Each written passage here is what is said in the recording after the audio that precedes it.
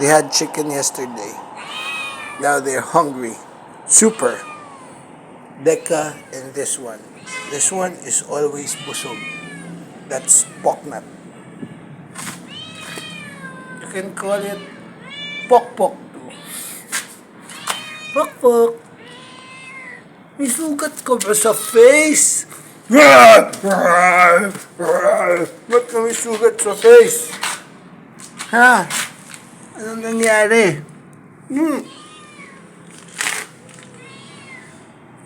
Ito, busog naman yan palagi. Sa window ko yan. Yung dalawa kasi, hirap pakainin minsan eh. Kasi, hindi nila makuha minsan yung food eh. Tumatalsik. Something like that.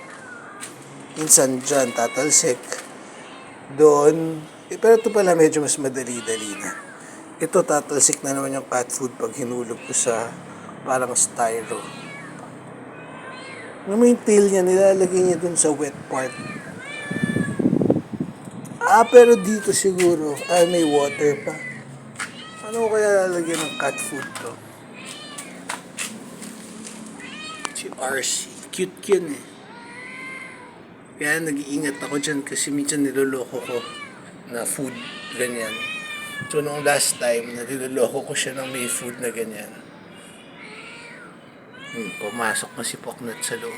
Poknat! No! No! No! No! No! No! No! No! Out! Out! Out! So, last time, niloloko kasi yan sa food eh, diba? So, hindi ko pala siya niloloko sa food nun. Dinidirect ko lang kung nasan yung food niya sa baba. Tapos, ang nangyari is, nakalmot ako. Dahil akala niya may food to. Pero dinidirect ko lang kung saan yung food. Alam ko itong left hand yun eh. Hindi naman itong right. So, baka itong left nga yan. Pero okay lang, na-booster na ako. Blessing in disguise. At least nalaman ko na okay pa yung mga vaccine ko against rabies. Ayan, May 29, 2025. RP. Humingi ako pang Jollibee sa aking best friend. I'm not sure kung nasa mood siya magbigay ng pang Jollibee. Palagi nalilibre yun ng masarap na food.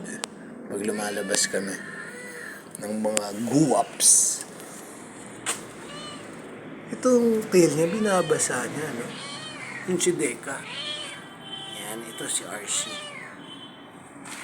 Ang board shorts ko, slippers ko. Ako ay kakagising lang. Gising ako mga 2 o'clock na yata. Yan, si Poknat. Si Orange pinakain ko na. May video akong ginawa kanina. Kadiri, may ipis. Pinapatay ko yung mga ipis na yan. Yun yung mga creepy crawlers na pinapatay ko. Yung mga ipis, yak. Ayun o. Ipis yan. Hindi ko na focus.